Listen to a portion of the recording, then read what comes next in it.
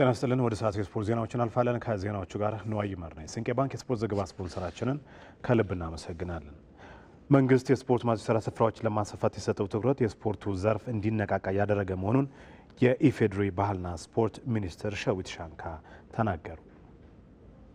የሀገራችን ስፖርት ልማት ስኬታማ ለማድረግ ከታች ከመካከለኛ ደረጃ ካላቸው ከህፃናት፣ ከታዳጊዎች፣ ወጣቶችን ማዕከል ተደርጎ መሰራት ስላለበት መካከለኛ ደረጃ ያላቸው 3 በ1 የምንላቸው ስቴዲየሞች ተገንብተዋል። ወደ 2000 የሚሆኑ መካከለኛ ደረጃ ስፖርት ማዘውተሪያ ስፍራዎች የተገነቡበት 10494 የስፖርት ማዘውተሪያ ስፍራዎች ባለፉት 6 ዓመታት ከፌደራል ጀምሮ እስከ ታችኛው እርከን ድረስ የታደሰበት ከምንም በላይ ደግሞ ክቡር ጠቅላይ ሚኒስትራችን በወሰዱት ኢኒሼቲቭ ከለውጡ በፊት ተጀምሮ በጣም ሲንከባለል የነበረው የአዲስ አበባ ስቴዲየም ግንባታ ከተጀመረ ቆይቷል።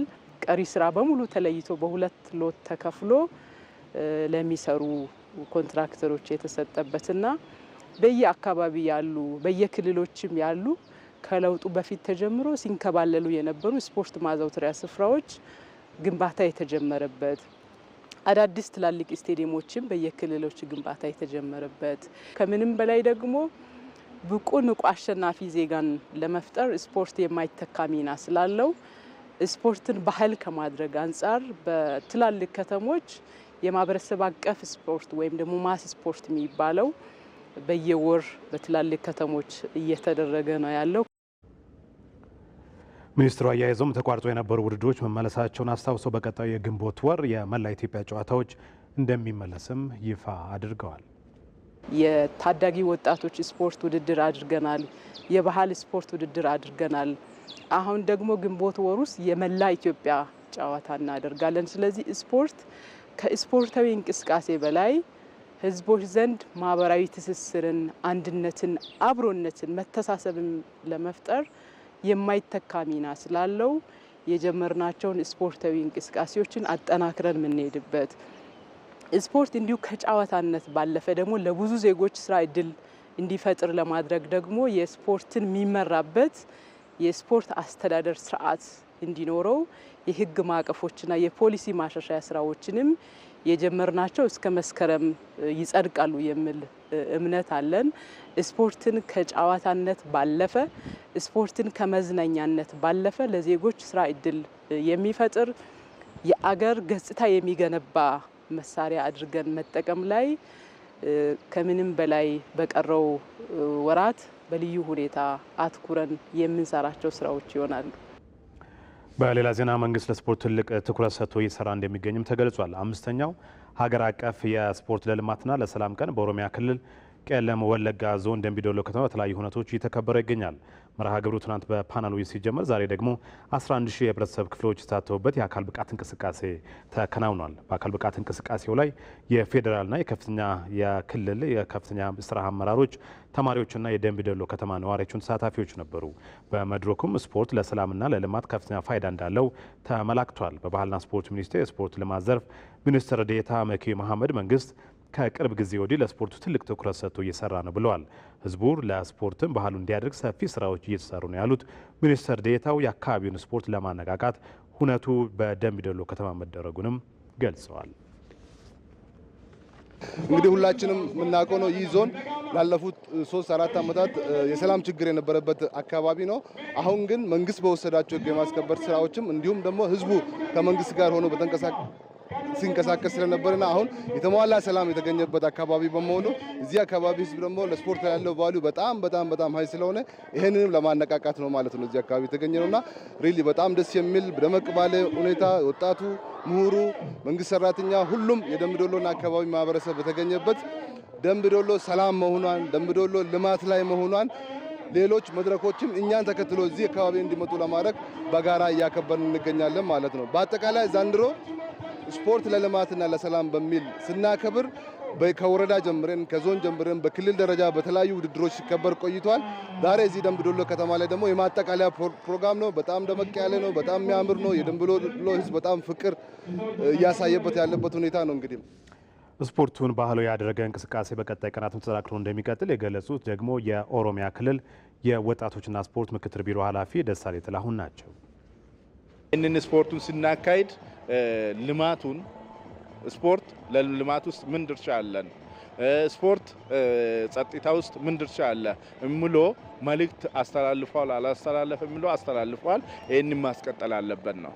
ከህዝቡ ጋር ፕሮሚስ የገባን ከወረዳ አስተዳደሩም ከዞን አስተዳደሩም ፕሮሚስ የገባንም ይህንን ለአንድ ሳምንት የሚቆይ ቄለም ወለጋ ላይ የሚቀጥል ነው ማለት ነው። ወረዳ ሁሉ ወረዳ አስተዳደር ከአሙዝ ጀምሮ የሚጀምር ነው። አንደ ኦሮሚያ ክልል አደረጃጀት ቀበሌ አደረጃጀት ጥሩ አደረጃጀት እንደ ክልላችን ያካሄድን ነው። እሱ ላይም ቀበሌው ላይም ስፖርት ለልማት ስፖርት ለጸጥታ ምሎ እንዲቀጥልና ጥሩ ነገሮች የጀመር ህዝቡ ጋር እንዲደርስ የሰራን ነው። ዛሬ በስፖርቱ ስኬታማ ሆነናል።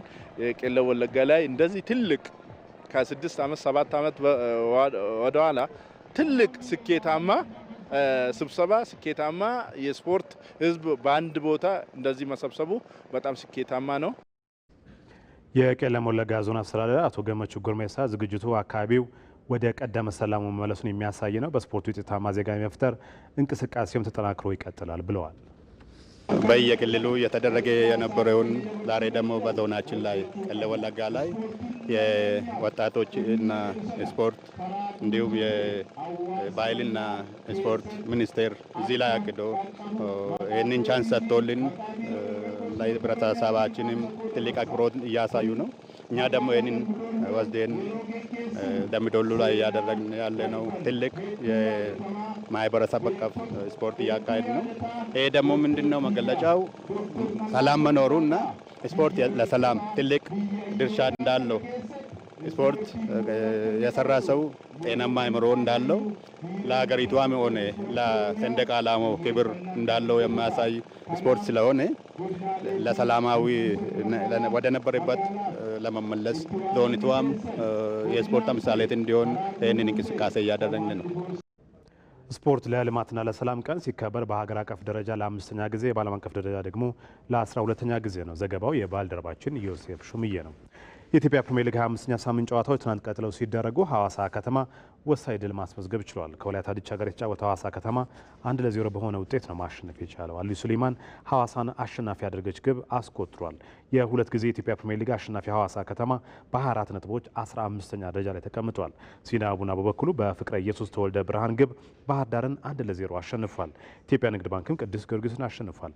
ዛሬ ኢትዮጵያ ቡና ከፋሲል ከነማ፣ መቻል ከአርባ ምንጭ ከተማ የሚጠበቀውን ጨዋታቸውን ከቀትር በኋላ የሚያካሂድ ይሆናል። ወደ ውጭ ዜናዎቻችን አልፋለ። በእንግሊዝ ፕሪሚየር ሊግ 32ኛ ሳምንት የመጨረሻ ጨዋታ ትናንት ምሽት በበርንማውዝና ፉልሃም መካከል ተካሂደው በርንማውዝ ድል ቀንቶታል። ቪታሊቲ ስታዲየም ላይ በተደረገው ጨዋታ በርንማውዝ 1-0 መርታት ከ6 ጨዋታዎች በኋላ ወደ ድል ሲመለስ ጋናዊ ኮከብ አንቶኒዮ ሲሜዮኔ በ53 ሰከንዶች ውስጥ ብቸኛውን የማሸነፊያ ግብ ማስቆጠር ችሏል። ሲሜዮኔ በውድድር ዓመቱ 8ኛ ግቡን ለክለቡ አስቆጥሯል። በርንማውዝ ማሸነፉን ተከትሎም ነጥቡን ከፉልሃምና ከብራይተን እኩል 48 በማድረስ 8ኛ ደረጃ ላይ ተቀምጧል። በስፔን ላሊጋ 30ኛ ሳምንት የመጨረሻ ጨዋታም በተመሳሳይ አትሌቲኮ ማድሪድና ሪያል ቫላዶሊድን አገናኝቶ ለአትሌቲኮ ማድሪድ ባለድል መሆን ችሏል። አትሌቲኮ ማድሪድ በሜዳው ሪያል ቫላዶሊድን 4-2 አሸነፈው። ዩሊያን አልቫሬዝ ለአትሌቲኮ ማድሪድ 2 ግቦችን በጨዋታው ማስቆጠር ችሏል።